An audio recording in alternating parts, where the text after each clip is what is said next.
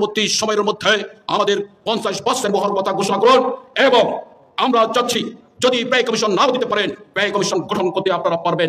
যে বৈষম্যযুক্ত একটি ব্যয় কমিশন গঠন করেছিল 2015 সালে পৃথিবীর ইতিহাসে এই নেককারজনক ব্যয় কমিশন আমরা আর কেউ দৃষ্টান্ত দিতে পারবে না।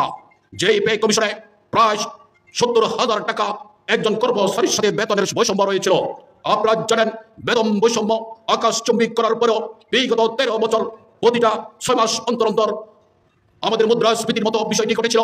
শুধু তাই নয়, বাজার কোনো অবস্থাতে সিন্ডিকেট থেকে সেই ফ্যাসিস্ট সরকার কোনো অবস্থাতে মুক্ত করতে পারে। যেই বেতন 8,200 টাকা দিয়ে সর্বোচ্চ 15,000 টাকার উপরে নয় আমরা বেতন গ্রহণ করেছি, দুর্বিষহ জীবন আমাদের অতিবাহিত হয়েছে এবং এখনো চলছে।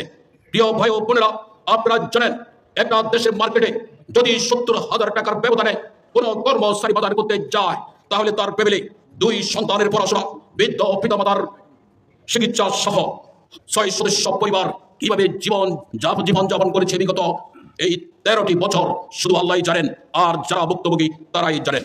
আমি বিশ্ববিদ্যালয়ের ইফতার মাহফিলে বলেছিলাম যে এই বছর কর্মচারী সমাজের সন্তানেরা তারা সঠিকভাবে ঈদ করতে পারে না, তার পিতামাতা তাদের জন্য সে ঈদের খুশি দেওয়ার অক্ষমতার মধ্যে রয়েছে।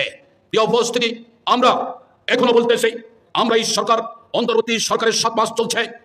ডক্টর ইউনূসের অন্তর্বর্তী উপদেষ্টা কমিটির কাছে বারবার আমরা লিখিতভাবে আন্দোলন সংগ্রামের মাধ্যমে আমরা লিখিত দাবি বাস্তবায়ন করার জন্য আমরা আবেদন করেছি।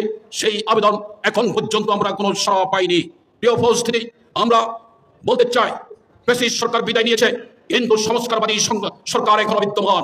এই সংস্কারবাদী সরকার এই নির্বাচনের পূর্ব মুহূর্ত পর্যন্ত এই দেশে অবস্থান করবে। আমরা বলেছি আপনারা দ্রুততম সময়ের মধ্যে এই কর্মচারী সমাজকে বাঁচিয়ে রাখার জন্য আমাদেরকে অন্তর্বর্তী সময়ের মধ্যে আমাদের 50% বহাল ভাতা ঘোষণা করুন এবং আমরা চাচ্ছি যদি ব্যয় কমিশন নাও দিতে পারেন ব্যয় কমিশন গঠন করতে আপনারা পারবেন। অনতি বিলম্বে ব্যয় কমিশন গঠন করে ব্যয় কমিশনের কার্যক্রম শুরু করার জন্য আমরা ডক্টর ইউনূস সরকারের উপদেষ্টা পরিষদের কাছে নিবেদন করেছি।